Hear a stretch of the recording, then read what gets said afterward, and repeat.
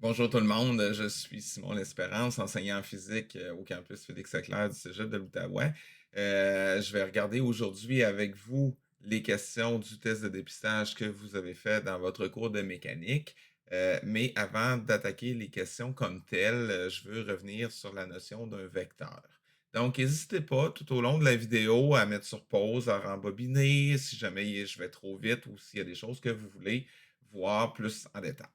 Donc, à l'écran, présentement, vous voyez un vecteur dont le module ou l'intensité vaut 28 newtons et l'angle θ vaut 40 degrés. Fait que première chose, si je veux noter ce vecteur-là, qu'est-ce que je ferais?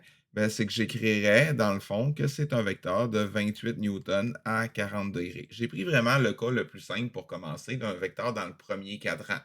OK, juste pour vous rappeler les cadrans, donc on a le premier cadran qui est en haut à droite. Ensuite, on a le deuxième cadran, on a le troisième cadran et on a le quatrième cadran. Souvent, on va désigner les cadrans avec des chiffres romains, mais vous pouvez aussi utiliser les chiffres habituels que vous êtes habitués là, pour désigner les cadrans. Ça fonctionne aussi. Question de vocabulaire toujours. Dans ma notation du 28 newtons à 40 degrés, vous avez remarqué que c'est composé de deux choses. Premièrement, il y a le 28 newtons. Le 28 newtons comme tel, on appelle ça généralement le module ou encore l'intensité. Ça dépend de votre enseignant, ça dépend du contexte. Les deux termes, on peut les considérer comme des synonymes, un par rapport à l'autre. Tandis que le 40 degrés, on appelle ça l'orientation. Par défaut, l'orientation est donnée par rapport au x positif. C'est-à-dire qu'on n'a pas besoin de spécifier que c'est un vecteur à 40 degrés par rapport au x positif, ça va de facto. Si jamais l'orientation était donnée par rapport à autre chose, il faudrait le préciser. Puis à ce moment-là, ça ne serait pas l'orientation qu'on appelle conventionnelle. L'orientation conventionnelle, la notation conventionnelle demande d'utiliser par rapport au x positif. Si je veux désigner le module d'un vecteur, la façon de le faire, ben, ça serait de dire, par exemple, F1 est égal à 28 newtons sans mettre la flèche par-dessus le F1. Okay? Remarquez la différence. Donc, dans ce que je suis en train de surligner en jaune, vous voyez qu'il y a une flèche dessus parce que ça désigne le vecteur F1 dans son entièreté, tandis que dans ma deuxième notation que je viens de surligner en jaune, ben là, je désigne seulement l'intensité du vecteur. Puis en passant, une intensité ou un module d'un vecteur peut jamais être négatif. Okay? Ça va toujours être positif. Ce qui peut être par contre négatif, on va le voir dans quelques instants, ça va être les composantes du vecteur. Donc, je continue justement avec les composantes d'un vecteur. Donc, les composantes d'un vecteur, si je me fie au plan cartésien qui est tracé déjà sur le schéma, je suis en train de rajouter des pointillés en mauve pour désigner chacune des deux composantes. Puis là, vous voyez, je viens de faire même une petite erreur là. Il ne faut pas mettre de flèche sur le F1X. Fait que là, je viens de l'effacer, désolé. Et même chose pour mon F2Y, OK, qu'on va placer selon l'axe des Y. Et même, petite erreur que je viens de faire, là, il ne faut pas mettre de flèche dessus parce que c'est des composantes. Ces composantes-là, comment qu'on va les calculer? On va les calculer à l'aide de la trigonométrie. Donc, l'idée de base, c'est de se faire un rectangle et on voit qu'à l'intérieur du rectangle, on a un triangle rectangle, ce qui me permet d'appliquer des notions élémentaires de sinus, cosinus et tangente. Petite parenthèse aussi pour un rappel de trigonométrie. Plusieurs d'entre vous, vous avez appris le truc là, pour se rappeler de l'ordre de chacune des fonctions trigonométriques, de qu'est-ce que ça correspond. Ce truc-là, c'est un genre d'acronyme, on appelle ça SOHCAHTOA. Donc, qu'est-ce que ça veut dire cette affaire-là? C'est que ça veut dire que le sinus, c'est le côté opposé sur l'hypoténuse, tandis que le cosinus, c'est le côté adjacent sur l'hypoténuse, et finalement, la tangente, c'est le côté opposé divisé par le côté adjacent. Donc, cet acronyme-là me permet rapidement de me rappeler c'est quoi. Fait que je veux trouver F1x, OK, pour commencer. Donc, ça va être ça ma première étape. Donc, pour faire F1x, regardez votre angle θ. J'ai besoin d'aller chercher le côté adjacent à l'angle θ. OK, prenez 2 secondes pour regarder le schéma, là. Fait que vous voyez, si je le dessine, je le surligne en jaune. Donc, le F1x, c'est celui qui est surligné en jaune par rapport à l'angle θ, c'est le côté adjacent. Fait que j'ai besoin d'avoir la fonction cosinus, parce que c'est le cosinus qui contient l'adjacent par rapport à l'hypoténuse. C'est important, là, je sais que je vais très lentement, ça va aller plus vite tantôt, inquiétez-vous pas, je ne prendrai pas tout ce temps-là à chaque fois. Euh, Pourquoi? Parce que des fois, on a un angle par rapport à la verticale. Si on a un angle par rapport à la verticale, ben, le côté, la composante x ne sera pas donnée par le cosinus. Fait qu'il va falloir être à l'aise avec ça pour gagner de la rapidité.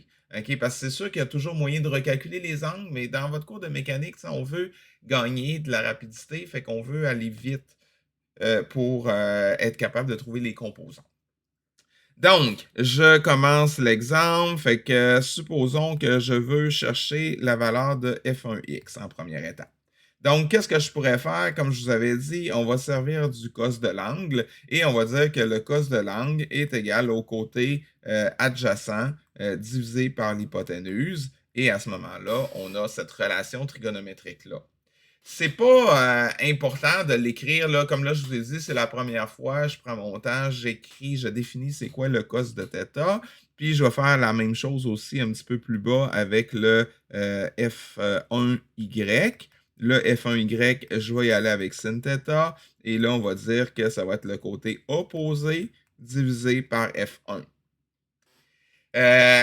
Éventuellement, vous allez pouvoir tout de suite commencer en isolant la valeur de f1x, c'est-à-dire que f1x est égal à f1 cos θ et mon f1y est égal à f1 sin θ.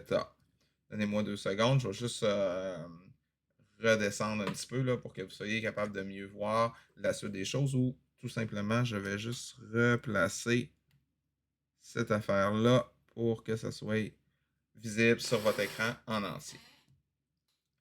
Donc, je disais que, là, je me suis égaré un petit peu, là, mais ce que je disais, c'est que le côté Y, regardez, lui, on ne l'a pas fait en détail sur le schéma, je vais prendre le temps de le faire.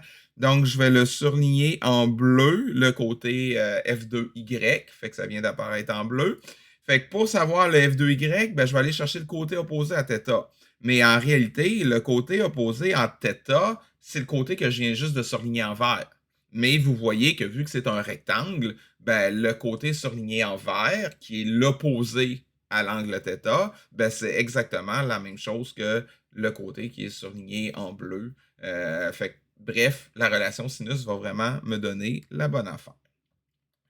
Fait qu'on a donc deux formules, OK, que je vais surligner en jaune, qui vont me permettre de trouver c'est quoi la composante selon x et c'est quoi la composante selon y pour mon vecteur f1.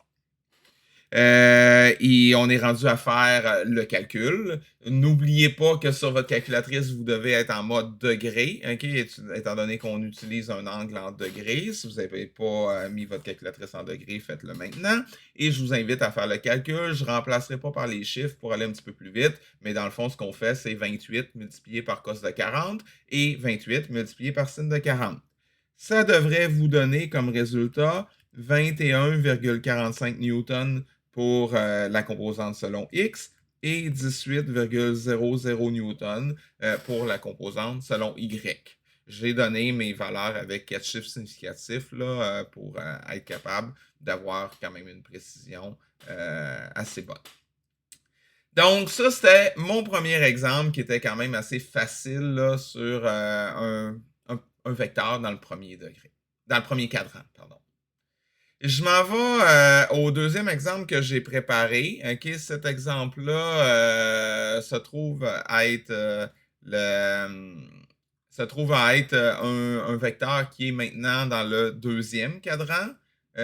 Et on a un vecteur dont l'intensité est de 10 newtons et que l'angle θ est de 20 degrés. Fait que là, première étape, celui-là, ça va aller beaucoup plus vite là, comme calcul. Donc, on peut dire que mon vecteur, c'est un vecteur de 10 newtons. Et si je veux utiliser la notation conventionnelle, ben là, j'ai besoin d'aller chercher l'angle par rapport à le x positif. OK? Je l'ai appelé θ étoile, là, juste pour ne pas prendre le même symbole. Donc, on sait qu'on a 90 degrés dans un cadran. Fait 90 plus 20, ça va me donner un 110 degrés. Fait que je vais aller compléter ma notation, donc à 110 degrés.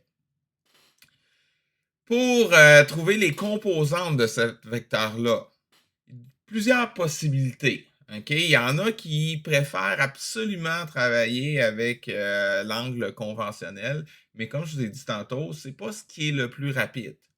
Le plus rapide, ça serait tout simplement de prendre l'angle de 20 degrés puis de voir que je suis capable avec ça de trouver les deux composantes. Fait que je vais commencer par dessiner mes composantes sur mon schéma. Fait qu'on voit qu'on a ici le F2Y sans la petite flèche sur le dessus pour signifier que c'est une composante et non un vecteur. Et on aurait F2X qui serait vers la gauche. Première remarque, quand on va trouver les signes, vous devriez vous attendre à avoir un f2x qui est négatif et un f2y qui est positif. Vous le voyez parce que le x va dans le sens contraire de ce qu'on a défini comme étant les x positifs. Fait que pour faire ça de façon très, très simple, ce que je vais tout simplement faire, c'est je vais dire que mon f2x va être égal à la valeur de 10 newtons. Et là, je vais aller chercher le côté opposé à l'angle θ, parce que vous voyez sur le schéma, je peux vous le souligner en jaune, le f2x qu'on cherche, ben dans le fond, ça se trouve être la même chose que je viens de rajouter en jaune, là, même si je n'ai pas fait le rectangle. Je peux prendre 2 secondes pour le faire, là, le rectangle qui vient d'apparaître en bleu. Donc, avec le côté opposé. Fait qu'on aurait un sinus de 20 degrés à utiliser et ça me donnerait moins 3,420. Puis là, pourquoi le moins? Là, vous allez me dire, si vous faites sur votre calculatrice 10 sin 20, en fait, c'est que je suis allé un petit peu vite. Il aurait fallu que je rajoute un symbole négatif en avant de mon expression ici. Pour tenir compte du fait qu'on voit que ça va vers la gauche, vu que c'est un vecteur dans le deuxième cadran. Ce symbole négatif-là, il faut le déduire d'après le contexte, qu'on sait que c'est quelque chose dans le deuxième cadran, fait qu'il n'apparaîtra pas magiquement. Fait que c'est à vous de vous le demander, bon, ben, est-ce que je mets un plus ou est-ce que je mets un moins? Tandis que quand je vais faire mon F2Y, bon, ben, mon F2Y, je vais aller chercher le côté adjacent à l'angle θ parce que vous voyez que celui, mettons, je vais le surligner en vert. On veut aller chercher le côté surligné en vert sur mon schéma. Fait que je vais y aller avec un côté adjacent. Et on voit que celui-là devrait me donner un plus. Ce n'est pas nécessaire, mais juste pour être sûr que vous suivez bien, j'ai les précisé que c'est un plus. Et en faisant 10 cos 20, ben, on obtient 9,397. Les unités, je ne les avais pas indiquées, c'est des newtons, étant donné qu'on a un vecteur en newtons. Ça, c'est la première possibilité. Une autre possibilité aurait pu être d'utiliser l'angle conventionnel, donc l'angle de 110 degrés. Fait que je vais le faire un petit peu plus rapidement. Fait que j'aurais pu dire que f2x est égal à 10 cos de 110 degrés et f2y est égal à 10 sin de 110 degrés. Et à ce moment-là, on arriverait exactement au même résultat, donc 9,397 newtons pour la composante selon y. Dans ce cas-là, remarquez que je n'ai pas eu besoin de rajouter de signe en avant de mes deux expressions. Quand vous allez calculer le cos de 110 degrés sur votre calculatrice, ça va vous donner directement le signe négatif, pas besoin de le rajouter. C'est à prendre en considération parce que si vous le rajoutez le négatif puis vous faites un calcul, ben, le négatif rajouté plus le négatif du cos 110, ben, ça va s'annuler puis ça va donner une réponse positive qui n'est pas bonne parce que la composante, on s'attend à ce qu'elle soit négative. Il existe aussi, une troisième façon, que si je pourrais dire pour faire ça. Il y en existe plein des façons là, mais mettons trois idées que les gens pourraient avoir. La troisième façon serait peut-être d'aller chercher l'angle par rapport au X négatif. OK? Je viens de rajouter un angle en bleu, sur mon schéma. Donc on sait qu'on a 90°, 90 moins 20, ça me fait 70. Donc ça serait un angle de 70° qui vient d'apparaître sur le schéma. Fait que je pourrais utiliser ça pour trouver mes composantes.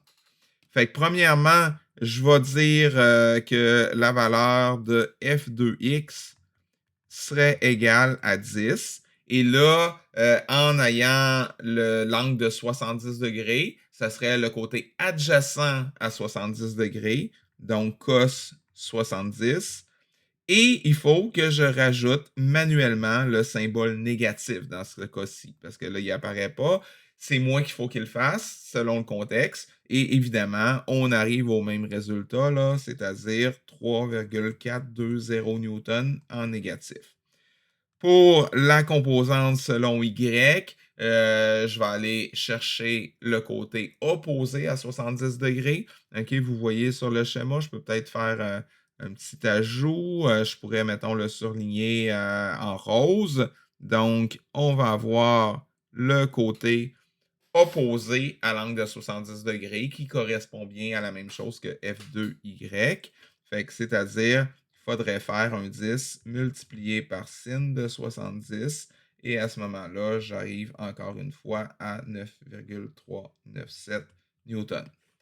Donc, c'est trois méthodes différentes qui vous permettent de trouver les composantes. Puis là, cette fois-ci, pour la dernière, en plus, là, excusez, il faut rajouter le symbole plus, même si ce n'est pas nécessaire, là, juste pour dire qu'on a vraiment pris la peine de vérifier que c'était vraiment une composante qui était positive. Fait que c'est trois méthodes. Et même si on pourrait se débrouiller avec seulement une des trois, je vous recommande fortement de bien comprendre chacune des trois parce que durant la session, ça va arriver que votre enseignant ou votre enseignante alterne entre une des trois méthodes et selon la complexité de l'exercice ou du problème que vous êtes en train de faire, ben, ça peut arriver aussi qu'il y en ait une des trois qui soit plus efficace que les autres. Donc, c'est tout pour la première capsule. Dans les prochaines capsules, nous allons passer à travers chacune des questions du test de dépistage.